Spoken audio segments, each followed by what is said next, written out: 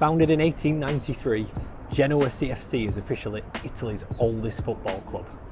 Created by British expats and originally more focused on cricket than calcio, Genoa CFC holds a unique place in Italian football. Genoa were pioneers of the Italian game, winning the first ever Italian championship in 1898. In fact, they dominated the early years of Italian football, bagging 9 league titles all before World War II. Genoa's modern history has been far less glamorous though, surviving relegations, financial crisis and fierce rivalries, the most intense being the derby della Lanterna against local rivals Sampdoria. It's a fiery clash that splits the port city of Genoa in half and is one of the most passionate derbies in Italy. So most recently in Genoa's final home game, the fans were in full party mode, not just celebrating a solid Serie A season, they were also revelling in city rivals Sampdoria's historic relegation to Serie C, waving C placards and even thanking Sampdoria's owners Manfredi and Radrizzani for making it all possible. However, it may all have been in vain, because at the time of recording, Sampdoria may get a lifeline to avoid relegation to Serie C after a potential 4-point deduction to Brescia due to unpaid wages. It's still awaiting an official ruling, but what seemed like the end for Sampdoria could now become an unexpected second chance, as if the ruling stands, they'll have the chance of survival through a relegation playout against Salernitana. So my plan was to head to the home ground, the Stadio Luigi Ferraris, which they also share with Sampdoria. And photos from match day show that it must be one of the most atmospheric in Europe, especially when it's packed under the lights with flares, flags and fans in full voice. But the season's now finished and the stadium is one of those that looks a lot more impressive inside than it does out. Instead, I have the next best thing here at the club's museum, home to historical relics, old football shirts and more. Anyway, let's get inside.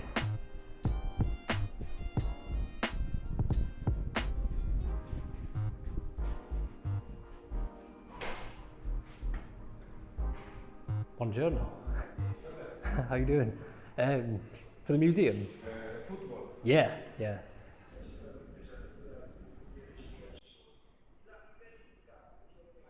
Well, it's not quite a match day ticket, but something.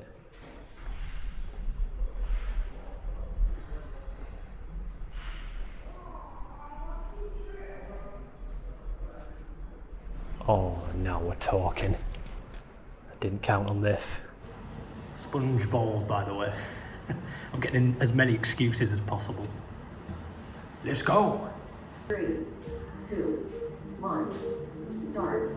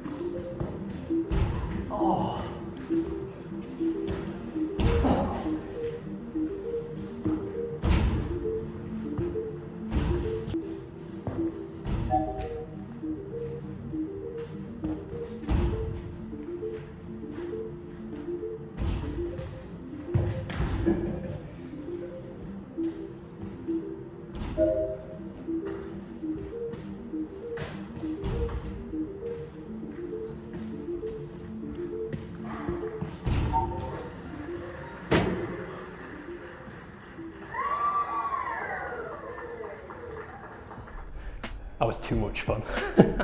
So the museum was spread out over 3 floors. You can see I'm working my way up to the 2nd floor, and what an entrance to this room here. Memorabilia everywhere you look. In here we had key rings, pennants, some old little figurines as well. Randomly had some US license plates in there, and look at these season tickets.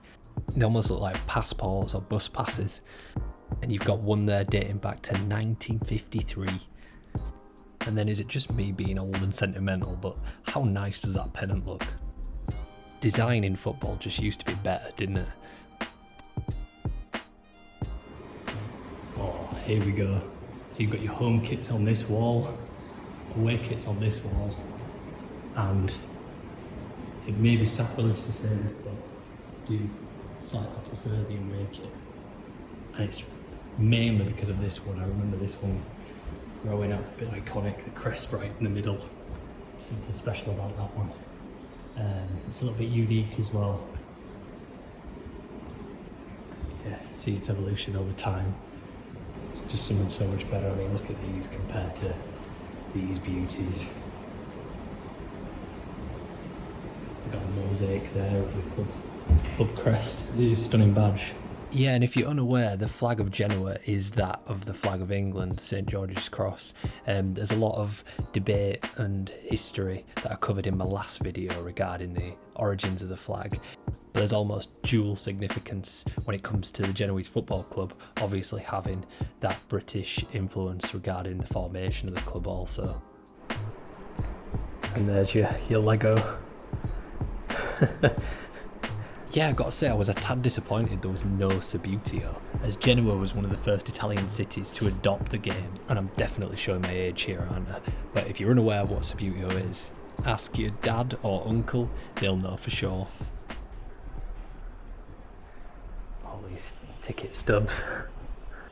I'm sure everyone watching will appreciate the loss of the ticket stub with the modern day QR code as well. Cannot stand a QR code. Ironed on sponsor on that shirt. Wonder if Kenwood came in halfway through the season.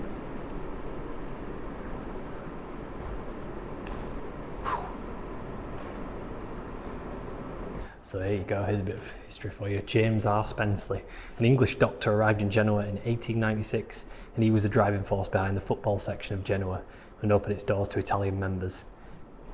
So yeah, he seems the influential figure in the formation of the club.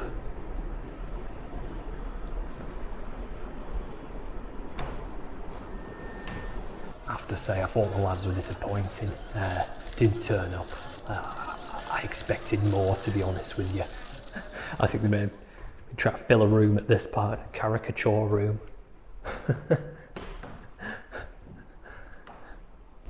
Related question.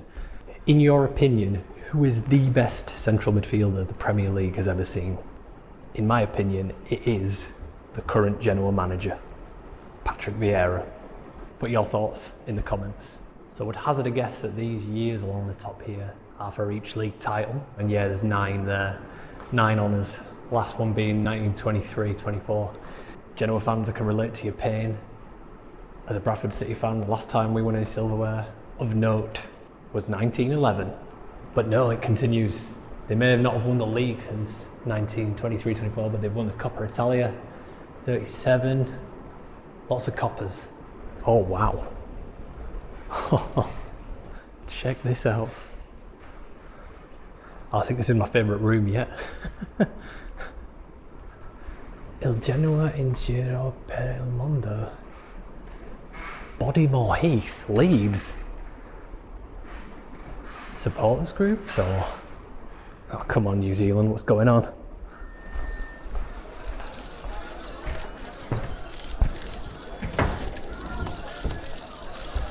Yeah, I said earlier, the performance was unacceptable. Can we move on please?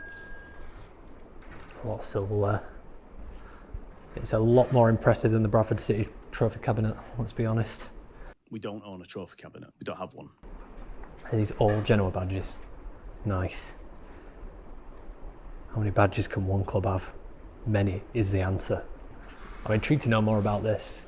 I'll have to do a translation when I'm back, but yeah, it seems there's a lot of places on the map that are linked to Genoa. And of course, Leeds always have to get in on it, don't they? All the artwork. The Genoese. So I think that's just about it. But yeah, I'm gonna have a wander down to the club shop. Oh, I'm tempted. Gotta get something, haven't you? But I'm always wary of going too soon. I don't have any allegiances to any Italian teams. I never have done. I loved Italian football growing up.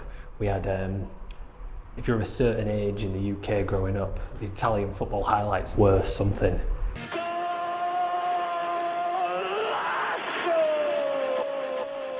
I might be tempted. I'm gonna go have a look. I'll have to get something anyway.